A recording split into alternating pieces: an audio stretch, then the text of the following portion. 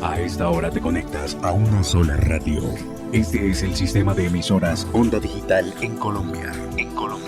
Radio virtual, hecha por jóvenes, pensada por universitarios. Sistema de estaciones Onda Digital, un concepto diferente.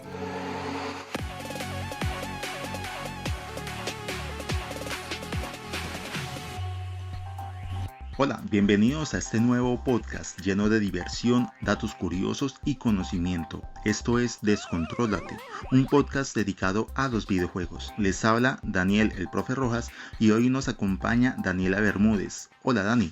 Hola Dani, hola oyentes, qué gusto estar acá con ustedes y hablar un tema tan interesante como lo son los videojuegos. Así es, Daniela, también nos encontramos con Hilary Raigoso. Hola, Hilary. Hola gente, un placer reunirnos a hablar con ustedes el día de hoy, creo que va a ser algo muy interesante.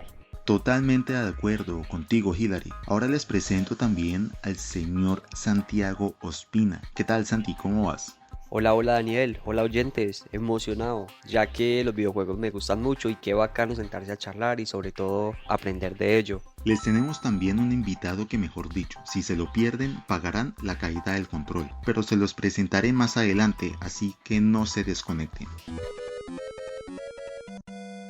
Bueno, ahora sí pongámosle start a este tema. ¿Algunos saben en qué año se crearon los videojuegos? ¿O cuál fue el primero? Si no estoy mal, fue los 50, ¿no, Dani? Así es, Santi. Nacen en los 50, pero es en los 70 donde tienen una acogida comercial gracias al invento del señor Ralph Baer, A quien llamaron el padre de los juegos. Sí, señora, él mismo, el creador de la consola Magnavox Odyssey en 1972. Profe, y ese mismo año salió el famoso Atari con el juego Pong, que era muy parecido al tenis pero digital. Es cierto, y en 1977 Atari sacó a la venta la consola que revolucionó el mercado, la Atari 2600.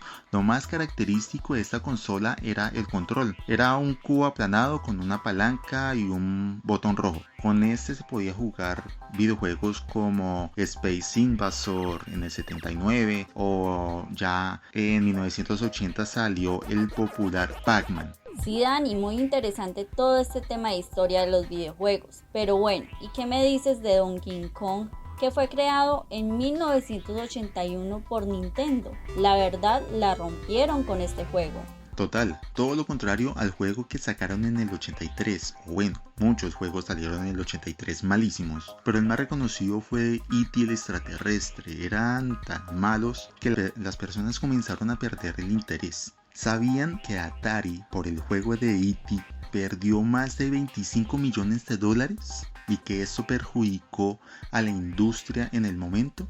Un montón, pero igual se recuperaron más adelante con Mario Bros. Y Legend of Zelda, con la creación obvio de Nintendo NES en 1985. Así es, Hilary, y pues a medida que fue transcurriendo el tiempo, se fue dando un avance tecnológico significativo. Fueron saliendo nuevas consolas como el PlayStation y el Xbox. Y creo que para este punto ya podemos escuchar a nuestro invitado, que para nosotros es el Kratos, el Master Chief de los videojuegos acá en Colombia. Y qué mejor forma que él mismo nos diga de quién se trata. Escuchémoslo.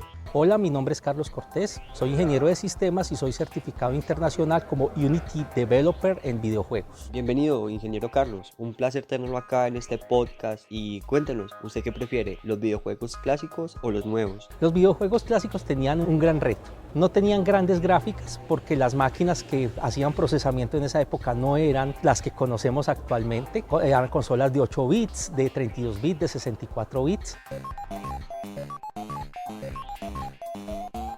Cuyos gráficos no eran tan relevantes, pero que tenían entonces la misión de atraparnos. ¿Y cómo nos atrapaban? A través de la historia, a través de la dificultad y a través de la jugabilidad y esa experiencia de usuario, que si bien es un concepto que se ha venido acuñando en los últimos años, es algo que ya, por así decirlo, traía de una forma empírica esos videojuegos antiguos. Los videojuegos nuevos tienen algo muy espectacular, que son los gráficos, el tema del multijugador, donde ya ahora podemos no solamente jugar con el vecino, con la persona que tenemos en casa, sino que también podemos hacer amigos a nivel mundial. Y curiosamente, aunque parezca redundante, tenemos esa tendencia de los juegos gamificados, donde no solamente jugamos, sino que también competimos con gente de otras regiones y queremos ser los mejores, y se nos generan ese tipo, digamos, de sensaciones de competitividad que hacen precisamente que nosotros como tal nos encarretemos, por así decirlo de alguna manera, más con el videojuego. Entonces, si bien mi gusto más es por lo clásico, no puedo desconocer esa gran realidad de los videojuegos modernos. No puedo estar más de acuerdo con usted, profesor. A través del tiempo, los videojuegos se fueron conectando más con el público, generando nuevas historias y con esto logrando que en la actualidad haya más de 2.3 millones de gamers a nivel mundial. Lo cual es una cantidad impresionante de gente. A mí nomás en Latinoamérica son aproximadamente 234 millones de gamers. Esto quiere decir que los videojuegos representan el sector de la economía naranja con mayor crecimiento. Totalmente cierto, Hilary. Para América Latina, las ganancias que dan los videojuegos superan las ganancias proyectadas para la industria del cine y la música en conjunto. ¿Qué piensa usted, ingeniero, acerca de esto? ¿Cómo ha sido el efecto de los videojuegos en el sector económico? Bueno, yo pensaría que en ese caso quiero hablar más como desde un contexto regional. En el último año la industria de videojuegos creció en el país aproximadamente un 80%, que eso es un tema bastante grande. En el contexto regional tenemos empresas muy grandes, tenemos la única sede de Unity en Latinoamérica y se encuentra aquí en la ciudad de Pereira. Tenemos empresas como Adron Games que lleva 4 o 5 años haciendo desarrollos. Tenemos empresas desde Parquesoft que hacen ese tipo, digamos, de desarrollos. Igualmente tenemos empresas cercanas como Titan Games que también hace ese tipo, digamos, de proyectos relacionados con videojuegos y simulación. Es decir, estamos hablando de un crecimiento importante, pero también si hablamos de un contexto nacional tenemos muchos estudios de videojuegos. Lo que pasa es que la gran mayoría de proyectos que ellos desarrollan normalmente son para empresas de fuera del país. Quizás por eso no hacen tanto boom, por eso quizás de pronto no son tan conocidas, pero aportan al desarrollo de esos grandes videojuegos que nosotros consumimos, ya sean cualquiera de las consolas que tienen, por así decirlo, mano colombiana metida dentro del videojuego.